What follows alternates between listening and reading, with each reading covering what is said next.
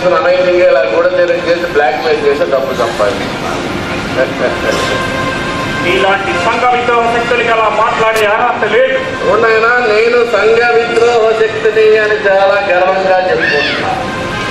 ఎందుకంటే ఈ అవినీతి పరమపద సోపానంలో మాది ఎన్నో మా పైన ఎంతమంది ఉన్నారు, మా కింద ఎంతమంది ఉన్నారు, మాకు కోట్ల రూపాయలు ముడుపులు ఇస్తున్నారంటే వాళ్ళు సమాజంలో ఎన్ని లక్షల వేల కోట్లతో చేస్తున్నారు. అంతవరకు ఎందుకన్నా ఇప్పుడు కష్టపడి రికార్డు చేసి వ్యవహారం అంతా నడిపామంటే డబ్బుల గురించే కదా, బ్లాక్మెయిల్ చేస్తామని కదా. ఎంత కావాలో అడుగు. ఒక గంటలో నీ బ్రతుకంతా బజారు పాలవుతుంది.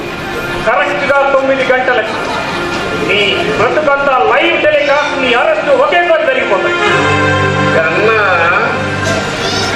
నీ ముందే నీ ఎంపీతో మాట్లాడతా వాడు ఎలా నన్ను బ్లాక్